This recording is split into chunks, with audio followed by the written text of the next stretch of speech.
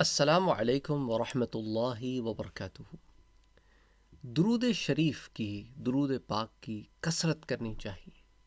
ویسے تو احادیث مبارکہ میں اس کی تعداد کے ساتھ بھی ذکر ہے کہ 10 دفعہ پڑھے، 1 دفعہ پڑھے، 100 دفعہ پڑھے، 1000 دفعہ پڑھے۔ ان تعداد کے علاوہ کثرت سے پڑھیں، جتنا آپ پڑھ سکتے ہیں پڑھیں، جب یاد آ جائے پڑھیں۔ آپ ڈرائیو کر رہے ہیں، گاڑی چلا رہے ہیں، آپ پڑھ سکتے ہیں۔ کوئی اور کام کر رہے ہیں، پڑھ سکتے ہیں۔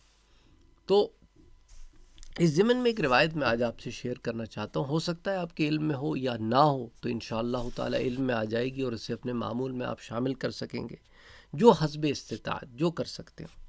حضرت انس بن مالک رضی اللہ تعالی عنہ اس حدیث کے راوی ہیں۔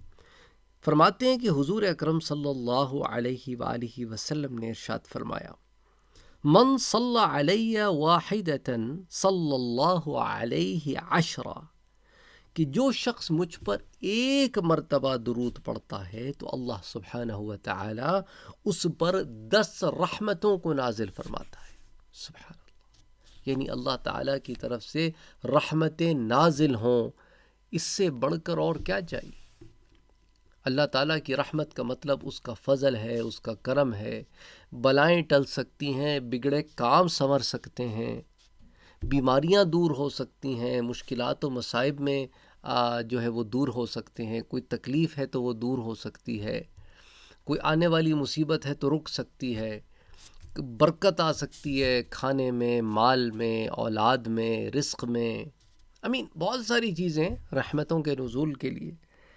تو 10 رحمتیں نازل فرماتا ہے۔ فرمایا ومن صلی علی عشرا صلی اللہ علیہ مئتا، اور جو مجھ پر 10 مرتبہ درود پڑھتا ہے تو اللہ سبحانہ و تعالی اس پر 100 رحمتیں نازل فرماتا ہے۔ اور فرمایا کہ جو مجھ پر 100 مرتبہ درود پڑھتا ہے تو اللہ سبحانہ و تعالی اس کی دونوں آنکھوں کے درمیان، یعنی کہ پیشانی پر، منافقت اور آگ دونوں سے ہمیشہ کے لیے آزادی لکھ دیتا ہے۔ اور کیا چاہیے؟ 100 دفعہ درود پڑھو، روزانہ کا معمول بنا لو۔ ایسا کرو، بہتر پتہ ہے کیا رہے گا، کہ کوئی وقت خاص کر لو کہ بھئی سونے سے پہلے پڑھوں گا، اٹھنے کے بعد پڑھوں گا، یا دن کا کوئی حصہ خاص کر لو، معمول رکھو۔ تو اس میں کیا ہوگا کہ ایک تو معمول میں جو چیز آ جاتی ہے نا، تو وقت کے ساتھ ساتھ اس کی عادت بن جاتی ہے، آٹومیٹکلی دماغ وہاں جاتا ہے اور بندہ وہ کام کرنے لگتا ہے۔ یہ کر لیں، یہ زیادہ بہتر رہے گا۔ اور 1 دفعہ 2 دفعہ میں پتہ بھی چل جائے گا، اندازہ بھی ہو جائے گا کہ کتنا ٹائم لگتا ہے۔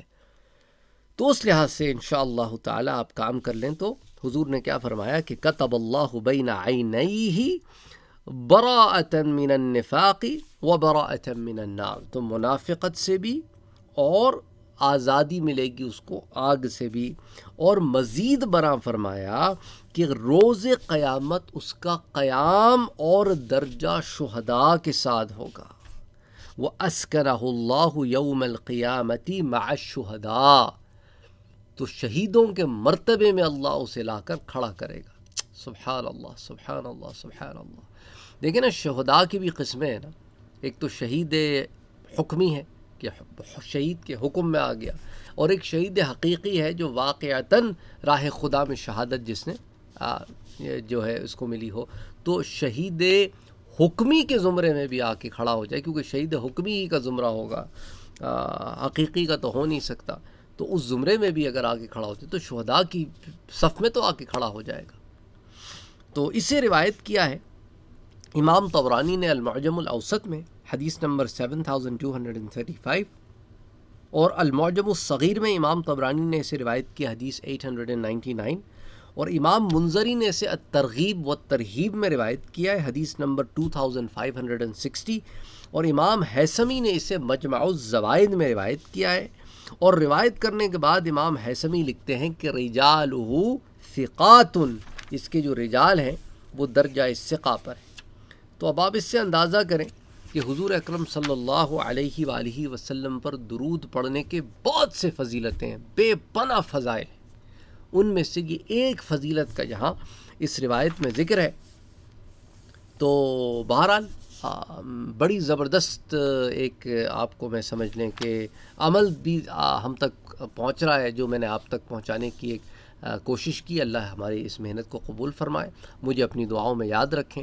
السلام علیکم ورحمۃ اللہ وبرکاتہ.